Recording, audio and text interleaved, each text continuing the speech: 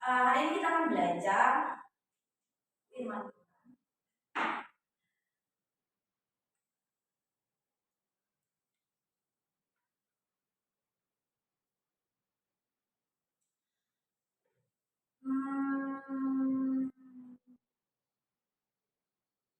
Menurut kalian, definisi minder yang pernah, atau gini deh, siapa yang pernah mengalami atau pernah minder sama apa yang ada dalam dirimu? Misalnya aku minder karena rambutku gak lurus, atau aku minder karena rambutku lurus. Ada nggak ya kalian pernah minder? Atau enggak? Menurut kalian itu minder itu seperti apa? Definisi minder menurut kalian? Ya iya. Maksudnya kalian tuh, menurut aku tuh kak, orang yang minder itu adalah orang yang seperti ini ketika dia menghadapi sesuatu misalnya. Oleh. Ada yang kurang dalam diri. Ada yang lain? Pendapat yang lain? Ketika seorang merasa berbeda dengan yang lain dan itu dirinya. Thinking, ketika merasa ada hal yang kurang, yang justru kekurangan itu membuat dia sulit untuk bersosialisasi. Ada yang lain? Ya, dia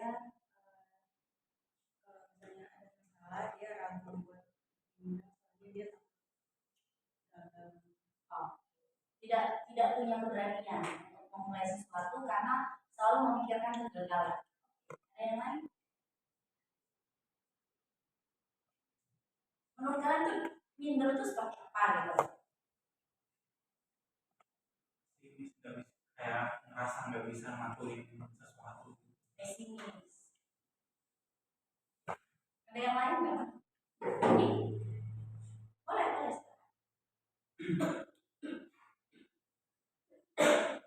Apa yang membuat seseorang itu kurang percaya diri? Atau maju dikit deh.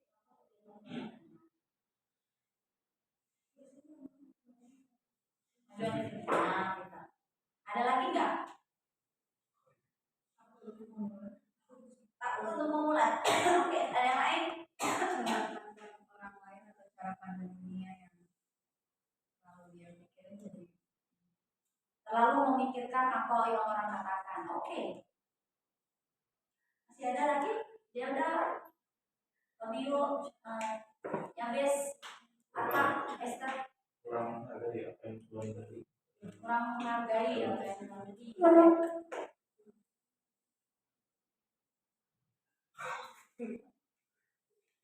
Bisa juga sih tidak ini bodoh. Dia nggak mau mengakui diri gitu. Jadi misalkan dia melakukan kesalahan gitu ya. Jadi untuk memulai kembali dia aku udah jadi nggak mau menggali potensi dalam diri. Jalan di tempat ini orang yang sudah kerja. Oke, ada lagi nggak? Puas. Nggak merasa puas. Dia nggak pernah merasa puas. Jadi selalu ada yang kurang dalam dirinya. Singkat, padat, dan jelas. Nggak merasa puas. Ya, karena dia merasa selalu ada yang kurang.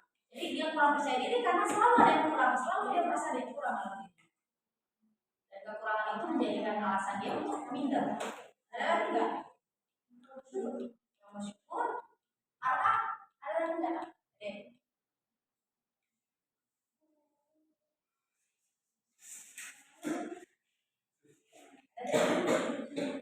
Kenapa? Fabio. Jessica, Jojo. Jangan utang bibinya anak situ. Maksudnya begini geleng-geleng. Itu masalah diri daripada orang lain. Masalah diri. Rendah diri ya. Nih, rendah diri bukan rendah hati.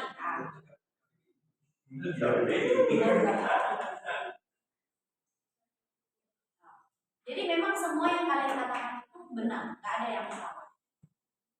Kurang puas, takut untuk memulai sesuatu, terlalu memikirkan negatif ini, terlalu memikirkan omongan orang, tidak bersyukur, tidak menghargai apa yang Tuhan beri, selalu merasa bahwa ada yang kurang dalam dirinya, sehingga semua itu yang membuat dia tidak berani untuk bersosialisasi atau tidak berani untuk menunjukkan dirinya.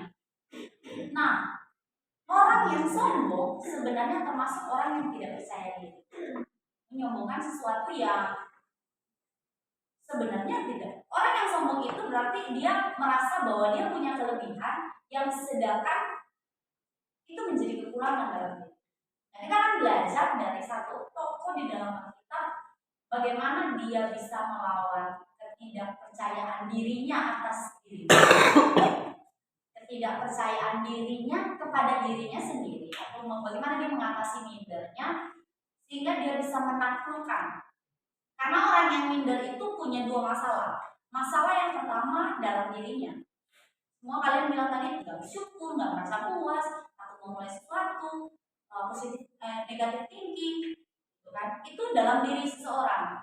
Yang kedua, dari semua yang kalian ucapkan tadi itu, faktor yang kedua selain dari diri sendiri, yang kedua adalah faktor lingkungan atau orang lain, tanggapan dari luar, inter dan ex.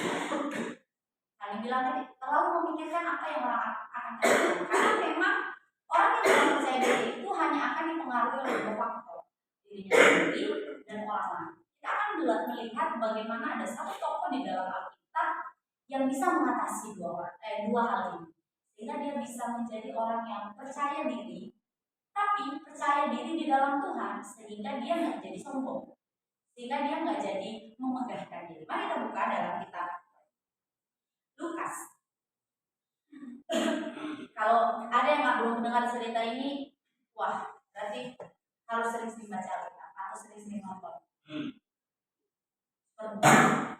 Atau sering-sering nonton Superbook. Maksudnya dibawa untuk sekolah minggu lagi. Lukas 19. Kita akan baca ayat 1 sampai ayat 10. Lukas 19 ayat 1 sampai 10. Kita akan baca secara bergantian. Laki-laki satu ayat, perempuan satu ayat. Karena Tuhan menciptakan Adam duluan, jadi ayat 1 akan dibacakan oleh perempuan. 1.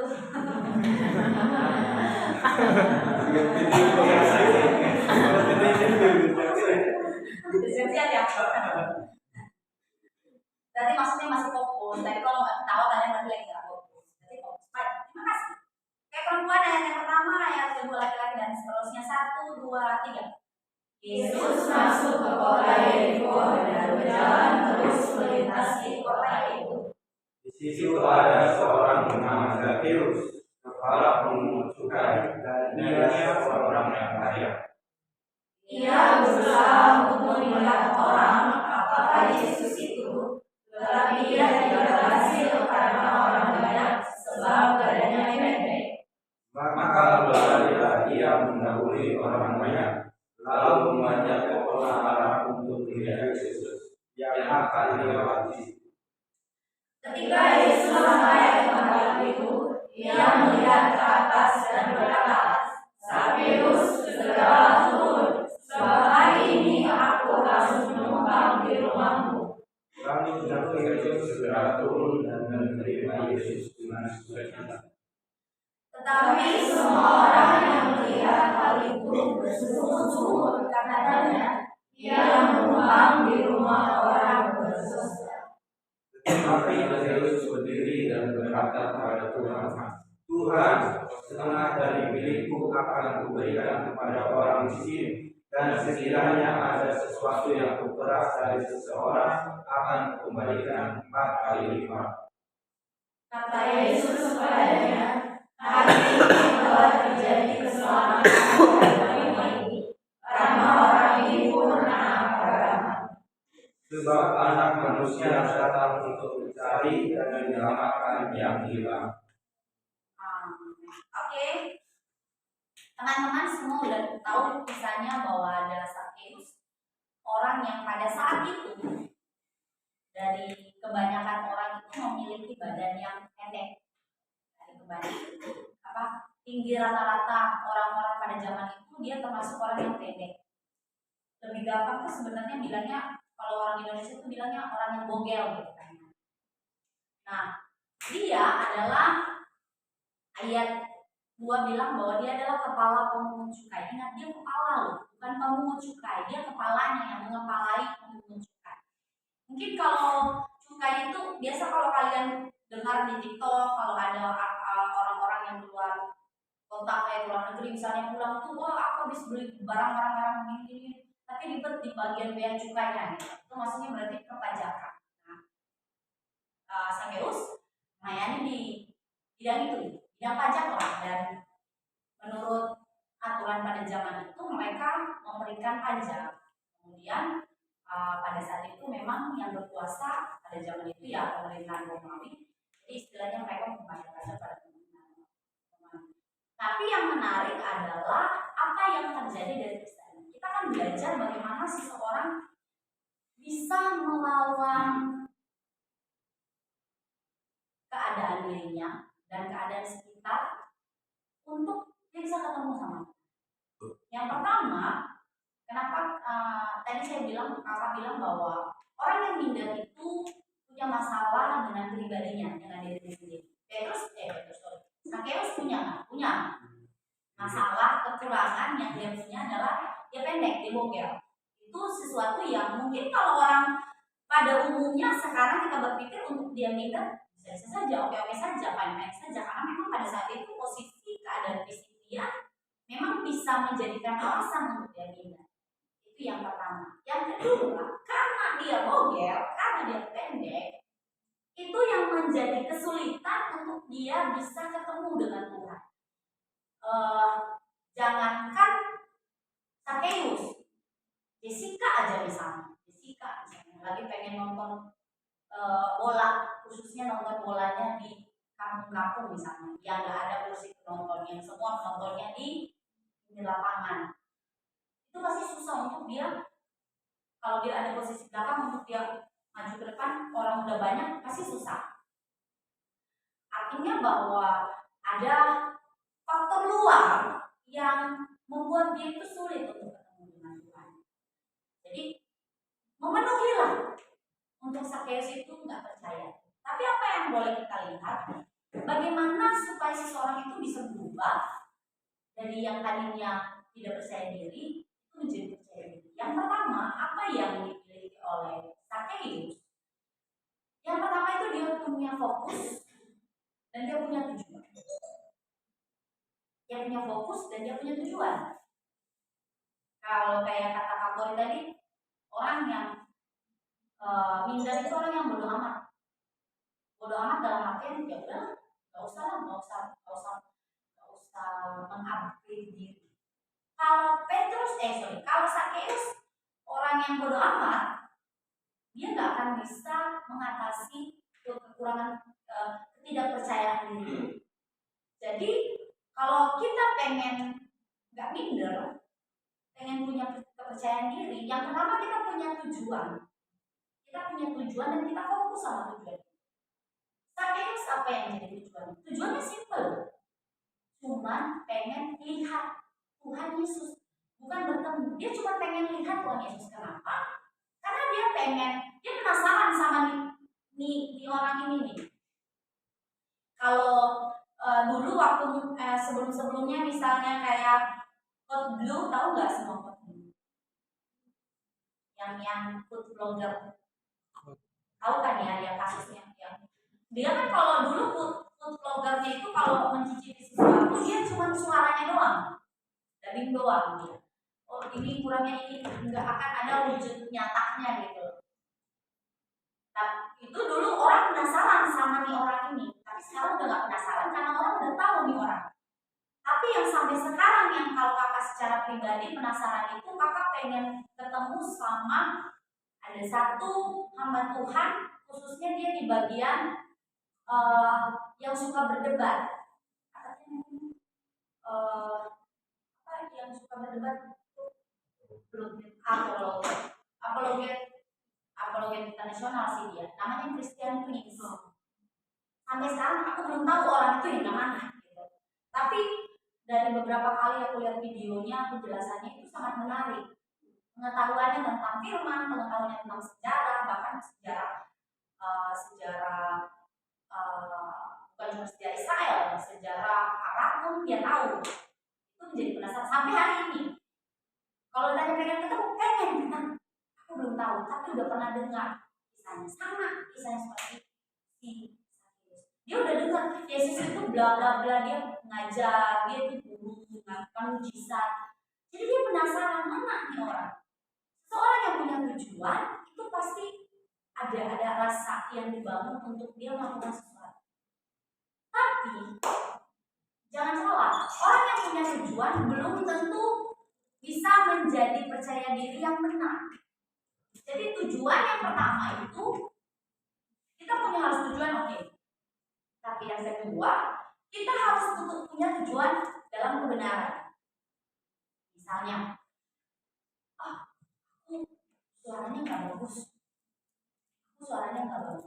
Aku pengen belajar nyanyi supaya aku bisa WL.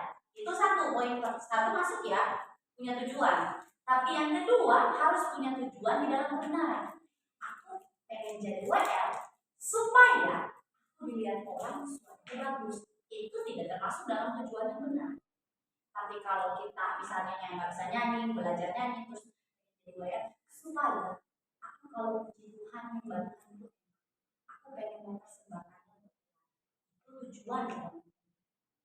Sakeus punya itu, dia pengen melihat Tuhan, dia pengen melihat Yesus karena dia udah pernah dengar berita tentang Yesus. Artinya dia percaya bahwa Yesus itu benar-benar seorang juru besar. Jadi Jadi dia punya tujuan dan tujuannya itu tidak benar. Yang ketiga, bagaimana supaya kita nggak minder? Yang ketiga, apa yang Sakeus lakukan? Sakeus nggak cuma aku harus tetap, aku punya tujuan pengen lihat Tuhan, karena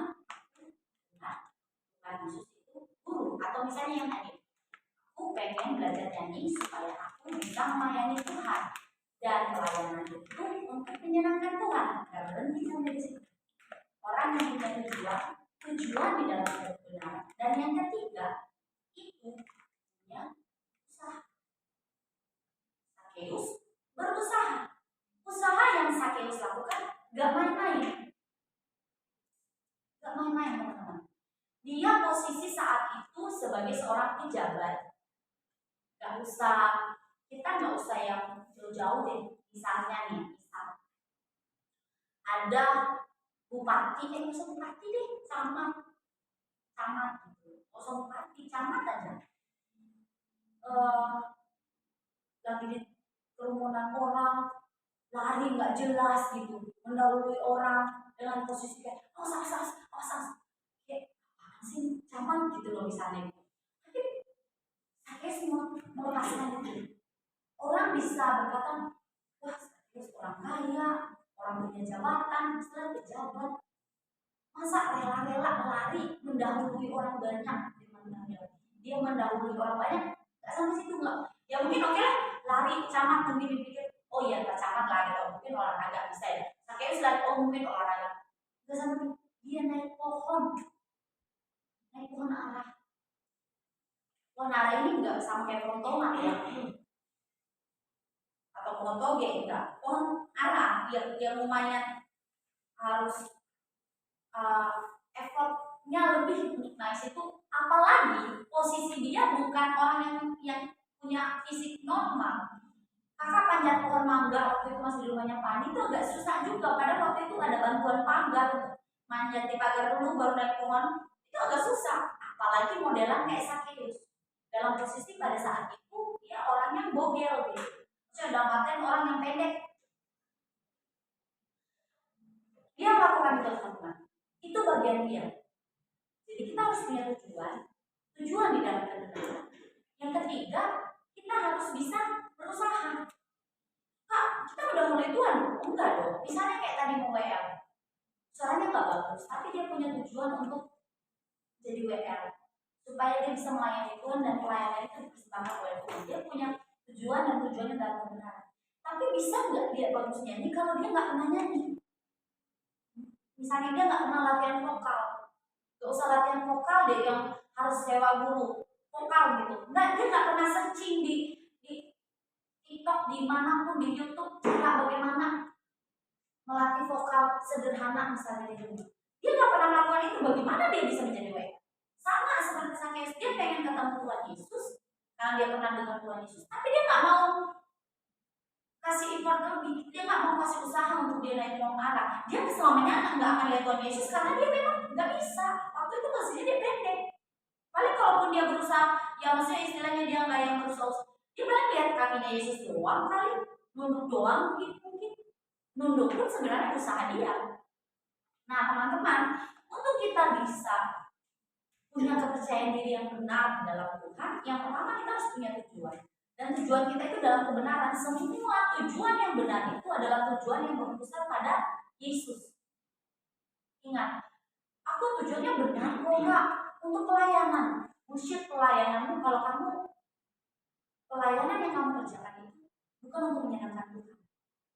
Aku belajar WL kok Kak untuk bisa melayani di gereja, supaya gerejaku atau gereja kita tuh lagi butuh pemain musik misalnya, lagi butuh WL Kak, aku pengen berusaha untuk bisa melayani Tuhan. Aku melayani Tuhan tuh Kak.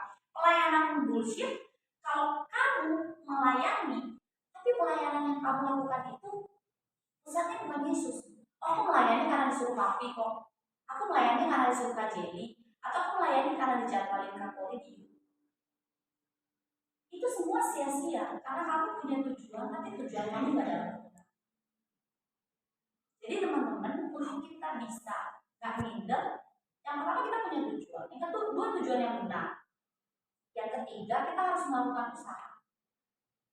Nah, yang paling penting, yang keempat, kita ketemu. Teman-teman, Sakeus itu mengalami perubahan yang besar. Posisi saat itu dia lagi kaya. Dan ketika dia ketemu, dia ingin melihat Tuhan Yesus, dia ingin ketemu sama Tuhan Yesus. Ketika dia ketemu sama Tuhan Yesus, apa yang Alkitab bilang? Teman-teman, kakak waktu baca ini kayak langsung, Tuhan itu alami ketemu sama Tuhan itu, atau Tuhan lihat usaha kita itu, Tuhan itu rindu untuk ketemu sama kita. Tapi ketika kita ambil bagian atau kita ngambil bayar harga untuk ketemu sama Tuhan, Tuhan jauh lebih pengen ketemu. Ada satu hamba Tuhan yang menggambarkan kamu berjalan satu langkah untuk ketemu sama Tuhan Yesus. Kamu punya ambil usaha untuk berjalan satu langkah ketemu sama Tuhan Yesus. Sudah 5 langkah untuk ketemu. Artinya bahwa kita ngambil satu bagian, berjalan satu langkah untuk ketemu sama Tuhan. Tuhan dari sini udah 5 langkah. Artinya dia lebih rindu ketemu. Jangan berpikir bahwa Tuhan kan banyak nih manusia yang dia lihat di seluruh bumi. Mungkin kalau aku rindu datang sama Tuhan nggak terlalu gubris kali karena kelewat kali keskip kali aku doa. Enggak. Semua dalam kemahakuasaan Tuhan. Tuhan itu maha tahu. Jadi kalau Fanny, Jessica, Nathan, atau kita semua yang ada di sini punya kerinduan sedikitnya. Kita punya kerinduan secuil untuk ketemu Tuhan. Tuhan punya kerinduan 1 meter ketemu. Kita punya kerinduan 1 jengkal ketemu sama Tuhan. Tuhan punya kerinduan 10 jengkal ketemu sama Tuhan. Artinya kita cuma hanya melakukan bagian kita sedikit aja. Istilahnya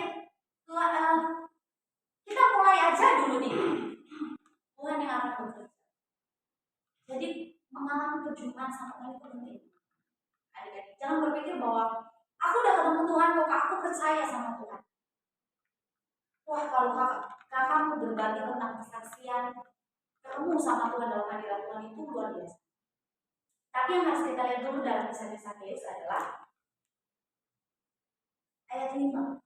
Ketika semua yang dia usaha yang dilakukan Tuhan Sakeus untuk ketemu sama Tuhan, apa yang terjadi? Di ayat 5. Ketika Yesus sampai ke tempat itu, ketika Yesus sampai di bawah pohon ara, dia melihat ke atas dan berkata, Sakeus, segera turun, sebab hari ini aku harus menumpang di rumah.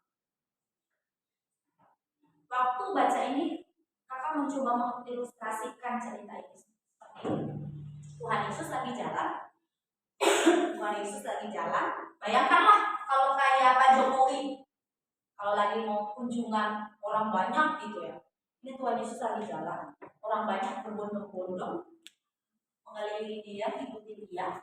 Ketika dia jalan, tiba-tiba nggak ada yang suruh dia berhenti.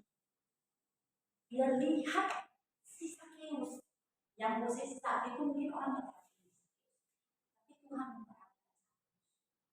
So teman-teman, usaha kita sekecil apapun, mungkin orang nggak memperhatikan, orang nggak lihat usaha yang kita lakukan untuk kita bisa menyenangkan Tuhan, punya fokus yang benar, punya tujuan yang benar di dalam Tuhan.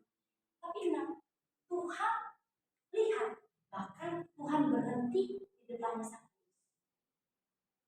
Kalau saat-saat ini kita sedang berusaha untuk aku pengen dekat sama Tuhan, ingat, usaha kita, kerinduan kita akan membuat Tuhan berhenti tepat di depan kita. Coba bayangkan, kalau Tuhan gak melihat usahanya Sakeus, bisa aja Tuhan itu berjalan terus, gak mempedulikan Sakeus, lewat aja. Tapi kalau Tuhan tahu Sakeus, dalam kemahatauannya Tuhan lihat kerinduan Sakeus yang besar, coba bayangin, kamu lagi nunggu Jokowi, tiba-tiba Jokowi tepat berhenti di depan. Jadi aku mengambil kamu dalam banyak orang salah. Sampai kan ayat-ayat selanjutnya orang-orang bilang, wah, Yesus menumpang di rumah orang berdosa. Coba bayangin, Sakeus diam, Tuhan bilang, Yesus turun, aku mau Tuhan. Itu hal yang luar biasa. So teman-teman, ketemu dengan Tuhan itu adalah hal yang penting. Kita nggak akan bisa punya kepercayaan diri, kita nggak akan bisa mengatasi masalah kita nggak akan bisa mengatasi kekurangan kita kalau kita nggak pernah ketemu sama Tuhan. Walaupun aku udah punya tujuan yang benar kok Kak, aku melayani karena aku ingin menyenangkan Tuhan, tapi kita nggak pernah ketemu sama Tuhan, nggak mungkin. Itu cuman bohong kita bilang pelayanan kita bohong kalau kita nggak pernah ketemu. Gimana Kak aku mau ketemu sama Tuhan? Ya kamu rindu dong ketemu sama Tuhan. Kan firman Tuhan, kalau teman-teman udah pernah dengar kisah ada salah satu pelukis hebat, dia melukis lukisan yang terkenal. Yang kalian udah pernah lihat belum lukisan yang Yesus mengetok pintu? Kalau kalian memperhatikan, ada orang yang memperhatikan lukisan itu dan bertanya gini sama pelukis itu, pelukis kamu kayaknya ada yang ketinggalan deh. Kalau lupa nama pelukisnya siapa? Kamu ada yang ketinggalan deh. Terus pelukisnya bilang, apa yang ketinggalan? Kamu nggak lukis gagang pintunya. Kamu nggak lukis gagang pintunya? Dia bilang, oh enggak. Saya nggak lupa. Saya melukis ini berdasarkan kitab Tuhan. Tuhan dalam Wahyu bilang, Yesus di depan pintu hatimu mengetok. Ketika kamu buka pintu, dia masuk. Artinya Tuhan itu sopan. Dia datang, Nata nggak buka pintu, Tuhan nggak dobrak pintunya, dia nggak akan masuk. Kalau Nata, ya Tuhan, tapi kamu nggak buka pintu, dia juga nggak akan masuk. Tapi kalau Nata, dia akan masuk Tuhan, dia masuk. Simpel itu loh, sesimpel itu. Jadi gimana kalau mengalami perjumpaan dengan Tuhan? Ya bagian aku tuh buka hati. Gimana Kak? Mungkin kita ada yang udah mengalami gitu ya. Kakak mau berbagi kesaksian bagaimana kakak mengalami perjumpaan dengan Tuhan. Kalau kakak ketemu sama Tuhan dalam hadirat Tuhan, itu kita akan menangis seperti anak-anak. Gak akan ada malunya. Karena kita ketemu sama Tuhan. Gak mungkin orang yang ketemu sama Tuhan itu gak merasa. Dari sekian banyak kesaksian, orang yang ketemu sama Tuhan selalu pasti akan hancur dengan ekspresi menangis. Laki-laki nggak akan peduli kalau dia ketemu sama Tuhan, mau dia laki-laki, mau dia laki-laki, mau dia gede, mau dia anak kecil, kalau dia ketemu sama Tuhan, perempuan sekali. Tapi ada nggak Pak yang ketemu sama Tuhan ketawa? Ada, di dalam Alkitab juga ada. Tapi dari banyak kesaksian, kakak pernah ngalamin itu. Gak tahu kalau kali udah gabung waktu itu di kita. Jadi kita lagi nyembah doa semalaman. Kalau di sana kita paling sering itu doa semalaman dari jam 10 itu nanti sampai jam 5 atau jam 4. Paling kita istirahat di jam 1. Istirahat ambil kopi atau makan dulu. Itu kita dari jam 1 sampai ke jam 5 kita nggak ada yang nyembah. Ketawa.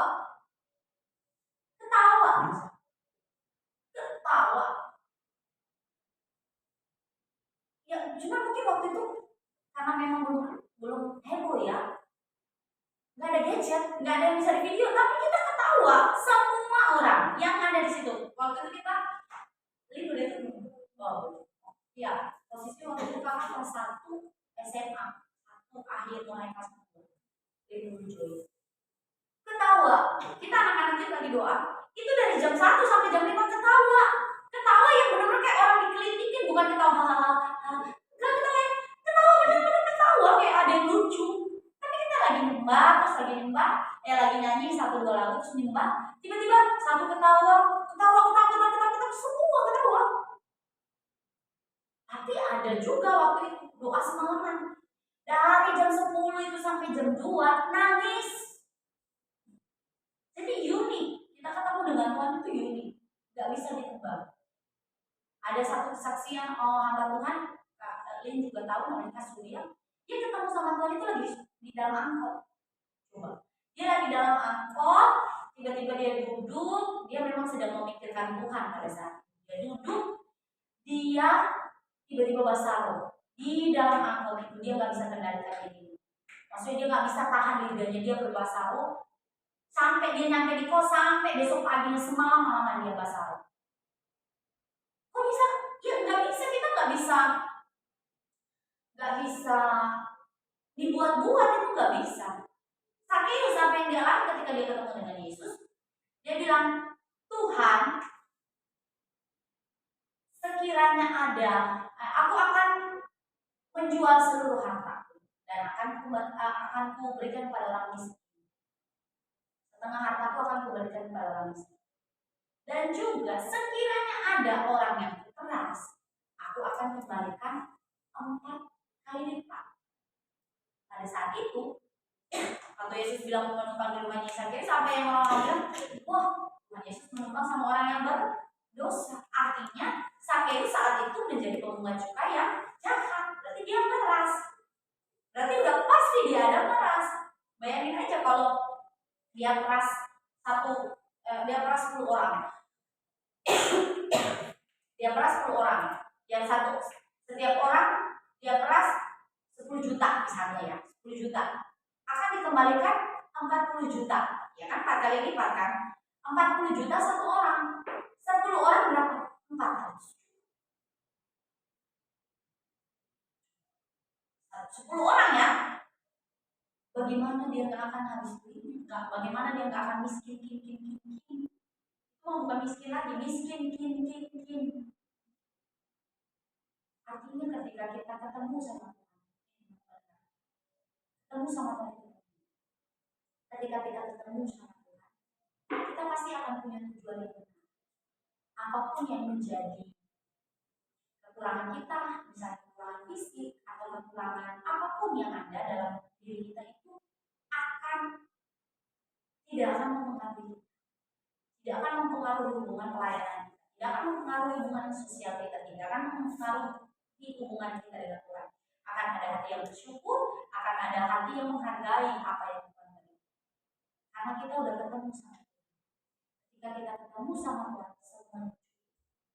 Jadi teman-teman, ayo semangat gitu, semangat untuk bisa ketemu sama Tuhan, semangat untuk kita bisa ngalamin perjumpaan dengan Tuhan. Mungkin perjumpaan kalian itu, aku udah ketemu kok Pak, tapi kalau kamu masih dengan ekspresi haleluya, biasa aja kayaknya. Untuk kalian bilang ketemu sama Tuhan itu, orang-orang akan bilang tidak ada kepercayaan di situ. Karena orang yang ketemu sama Tuhan pasti berekspresi. Coba bayangin aja, nggak usah Tuhan, kita ketemu sama Tuhan Yesus, sama Jokowi nggak mungkin. Halo Nata, apa kabar? Halo Pak, bisa aja datang. Ya halo Pak, aduh, terima kasih ya Pak sudah berkunjung. Coba lihat aja orang-orang yang ketemu sama Jokowi di negara ini gitu loh. Abis itu diwawancara gimana senangnya mereka. Nggak ada orang yang ketemu tanpa ekspresi. Gimana tadi Pak ketemu sama dengan Presiden Jokowi terus dikasih baju. Senang. Nggak mungkin. Aduh saya senang banget sih gitu kan. Nggak mungkin cuma saya senang. Nggak mungkin. Itu nggak mungkin. Mas, aduh saya senang banget bisa ketemu dengan presiden gitu. Nggak mungkin. Nggak mungkin ketemu sama orang yang datar mukanya, sedatar-datar pun dia, pendiaman pun dia. Kalau ketemu sama orang yang dia kagumi, nggak mungkin cuma nggak mungkin. So semuanya harus semangat untuk bisa ketemu Yesus. Bagaimana caranya buka hati? Mulai itu dari ketika orang menyembah. Teman-teman kalau ibadah minggu, kalau ibadah youth, ibadah PPW, nyembah itu ya serius gitu loh, nyanyi, nyembah, haleluya. Mungkin kalian punya waktu doa masing-masing di rumah, doa sebagai keluarga bersama. Ayo semangat, punya gairah untuk menyembah. Karena ketemu dengan Tuhan itu penting. Kita nggak bisa jadi impact, kita nggak bisa jadi generasi yang berdampak kalau kita nggak ketemu sama Tuhan. Mau kita bilang I'm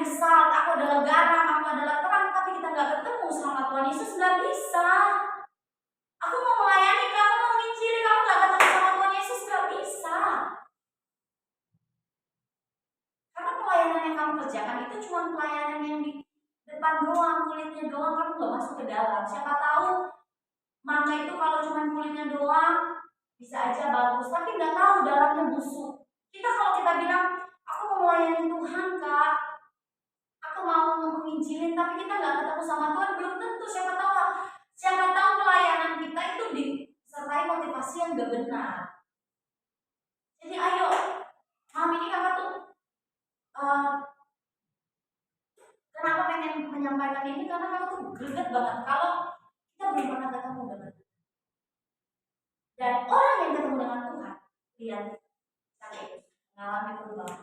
Semua dia berikan sama Yesus. Apa yang menjadi penghalang dia? Gadget kah? Hobi kah?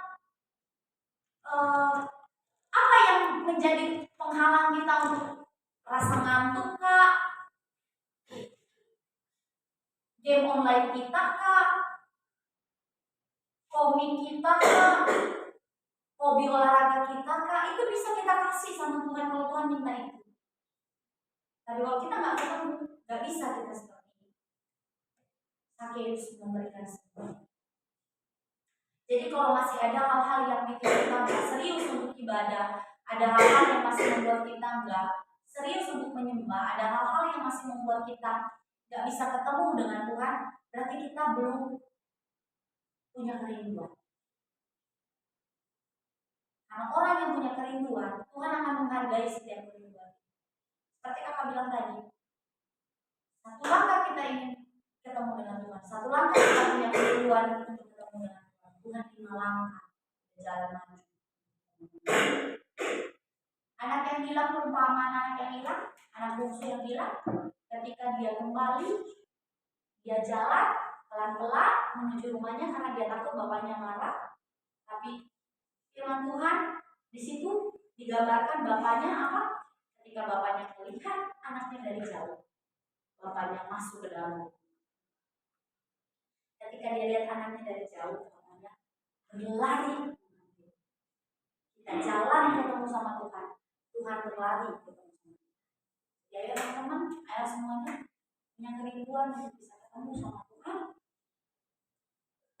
Karena ketemu sama Tuhan itu adalah hal yang besar, hal yang luar biasa, hal yang penting. Ketika kita ketemu sama Tuhan. Terakhir, kakak mau bilang bahwa kita harus memiliki perasaan, kita harus memiliki pikiran. Menjadi ketakutan terbesar kita, harus menjadi ketakutan terbesar dalam hidup kita. Ketika kita tidak ketemu sama Tuhan. Kalau itu jadi ketakutan terbesar dalam hidup kita, pasti akan berusaha. Kalau kita masih menjadikan ketemu dengan Tuhan itu hal yang tidak penting atau hal yang tidak menakutkan, pasti kita akan biasa. Tapi kalau kita jadikan ketemu sama Tuhan itu adalah hal yang menakutkan, maka pasti kita akan berusaha menjadi orang-orang yang ketemu. Tuhan Yesus memberkati. Mari kita berdoa. Terima kasih Tuhan Yesus, kami bersyukur buat malam hari ini. Kami percaya setiap hal yang kami lakukan bersamanya membawa kami untuk ketemu sama Tuhan. Roh Kudus yang baik, malam hari ini hamba berdoa secara khusus buat anak-anak yang ada di generation ini. Hamba berdoa di dalam nama Tuhan Yesus, biar anugerah-Mu Tuhan membawa kami untuk kami punya kerinduan yang besar untuk ketemu sama Tuhan.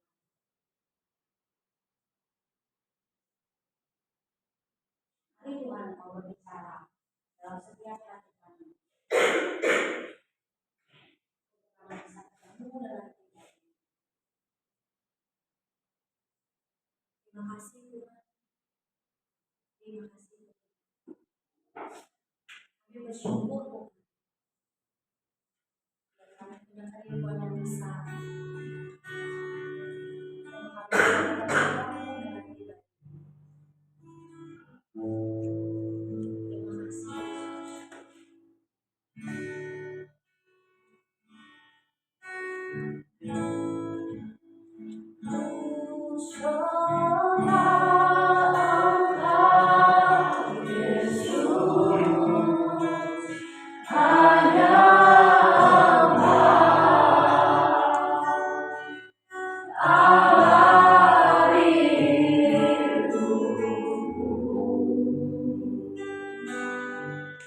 Raja yang baik, hanya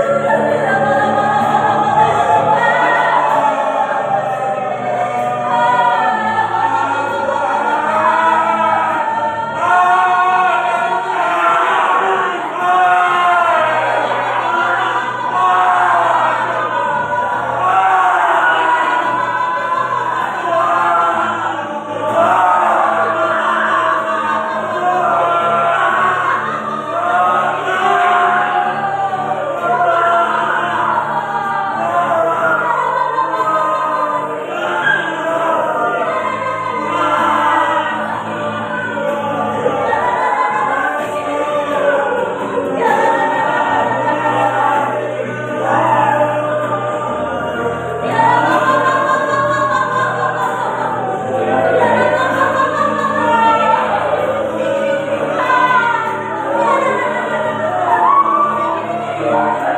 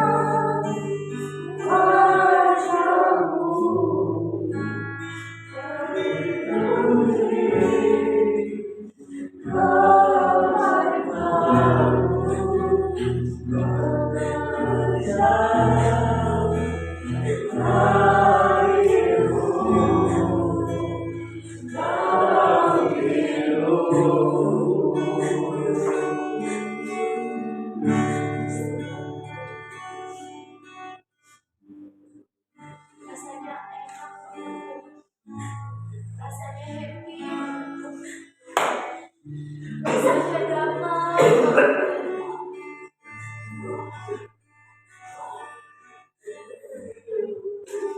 Rasanya kami gak mau berhenti, Tuhan. Kami gak pernah ketemu sama kasih yang seperti ini. Kami gak pernah ketemu sama kenyamanan yang bahasa ini. Rasanya kami gak mau berhenti, Tuhan.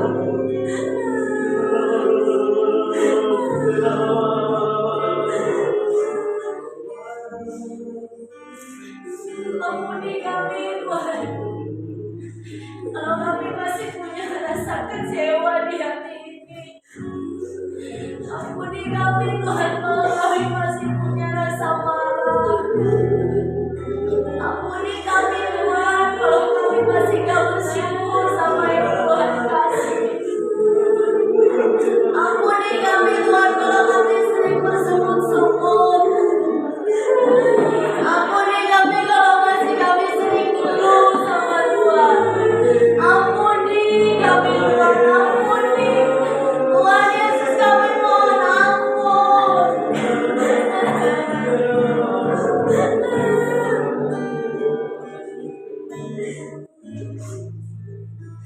Ampuni kalau kami masih suka iri sama orang, Tuhan.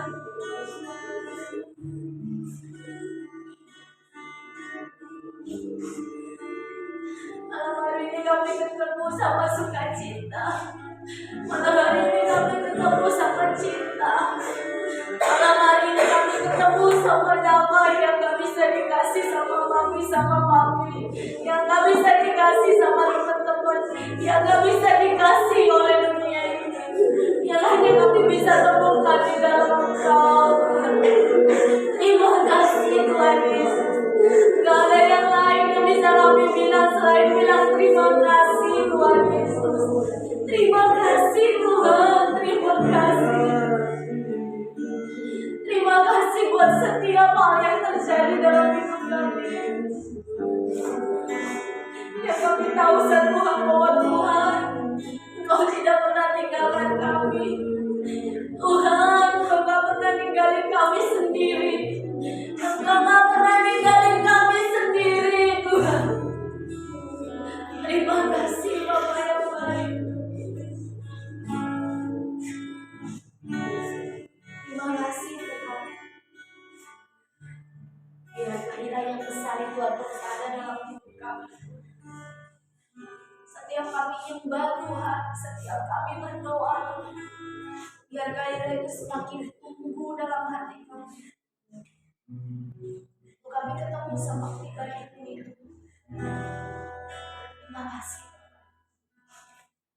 Kami bersyukur. Biar Roh Kudus Tuhan, supaya terus tetap tinggal di dalam kami. Kami bersyukur buat hadirat-Mu, Bapa. Terima kasih. Dalam nama Tuhan Yesus Kristus. Haleluya. Amin.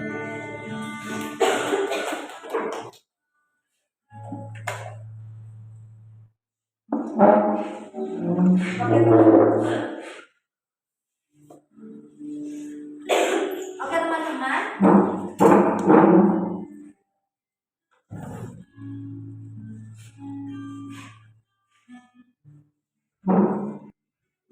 kita akan memberikan persembahan.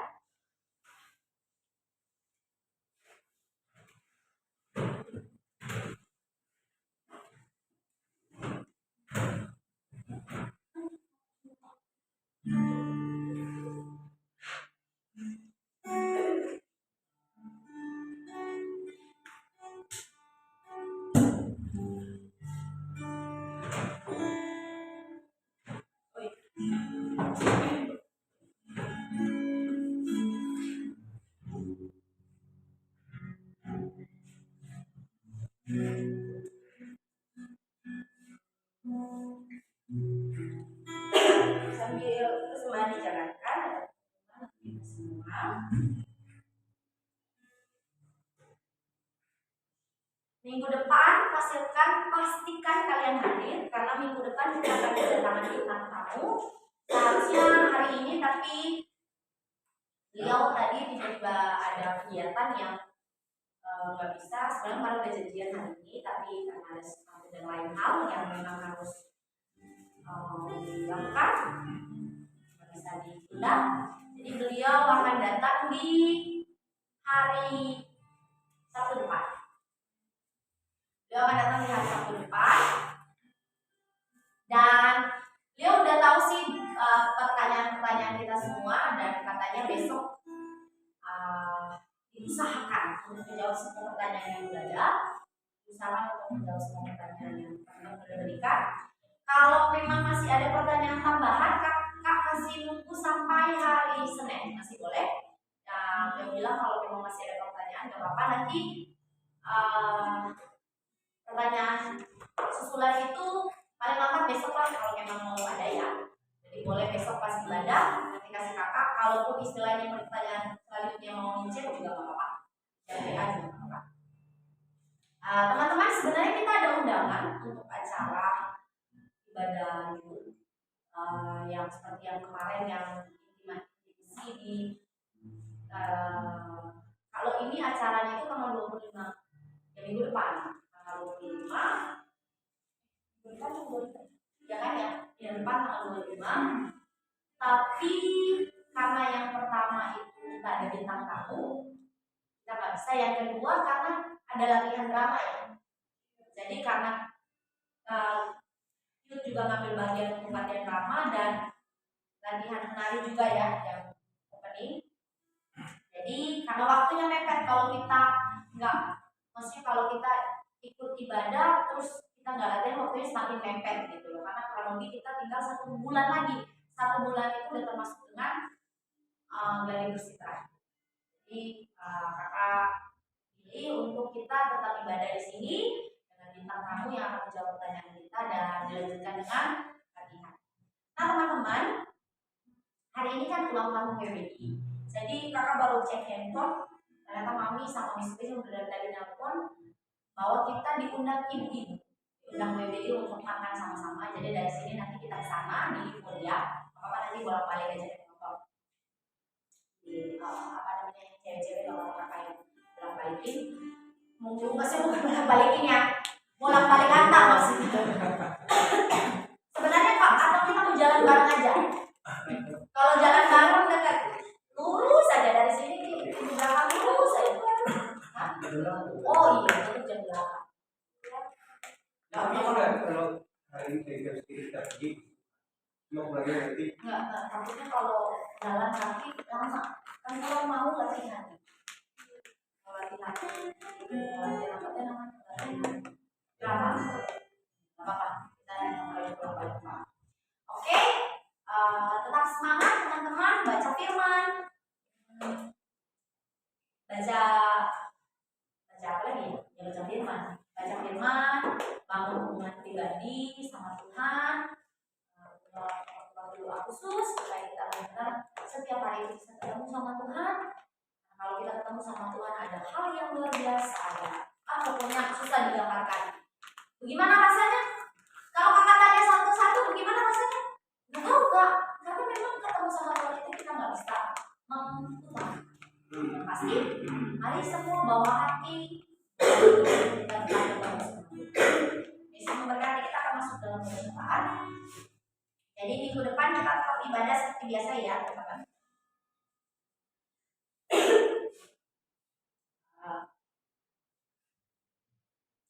Yang akan berdoa untuk bersyafaat, yang akan berdoa buat Yud dan Lida, Nata, berdoa untuk orang tua dan keluarga Zelda, kota dan bangsa ya.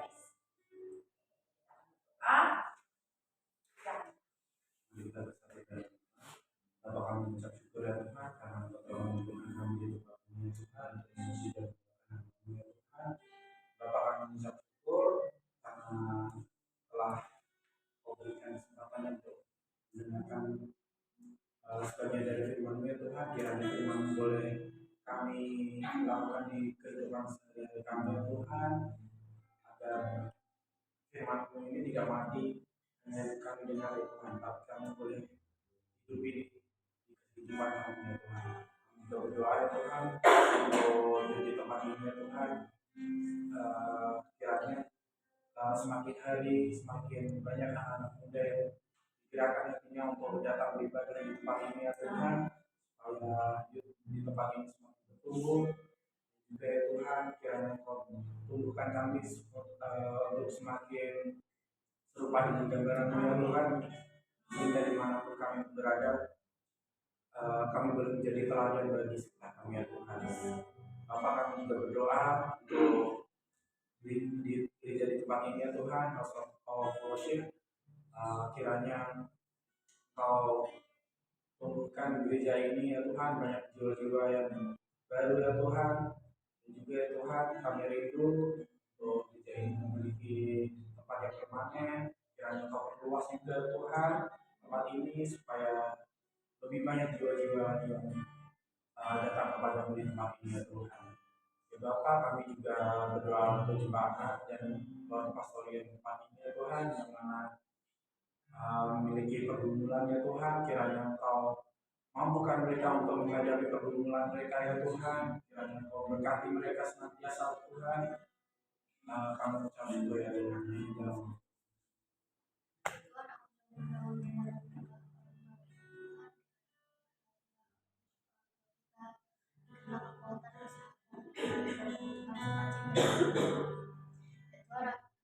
Semoga semua yang sedang dikerjakan oleh kita bisa berhasil, bisa menyenangkan hati Tuhan. Tuhan, terima kasih Tuhan.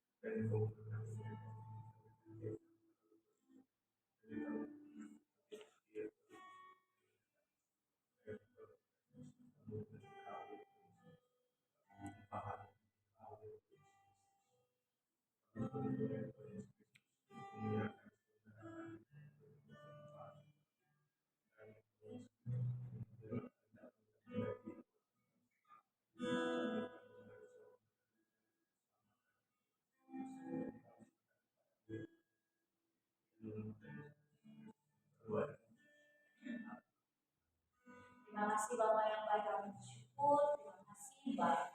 Terima kasih buat hadirat Tuhan malam hari ini. Biar hadirat Tuhan ini tetap tinggal dalam hati kami, sehingga kami bergairah dengan kerinduan yang besar, terus punya haus untuk bersama pribadi. Terima kasih Bapak yang baik, kami bersyukur. Serahkan hidup kami malam hari ini ke dalam tangan-Mu, dan seterusnya ke dalam tangan-Mu Bapak. Kami percaya kasih dari Allah Bapa yang sempurna, penyertaan dari Tuhan Yesus Kristus, dan pertolongan dari Roh Kudus akan menyertai kami mulai malam hari ini sampai Tuhan datang pada kali kedua. Kami mengucap syukur Bapa di dalam nama Tuhan Yesus Kristus yang mengajarkan kami berdoa. Bapa kami di surga, dikuduskan namamu, datanglah kerajaanmu, jadilah kehendakmu di surga. Berikanlah kami hari ini makan kami di dunia, dan ampunilah kami atas kesalahan kami, seperti kami. Dan jangan membawa kami dalam pencobaan, tetapi bebaskanlah dari jahat. Karena Engkau yang memiliki kerajaan dan kuasa dari kami sampai selamanya. Amin. Oke teman-teman, kita akan ke sana. Jadi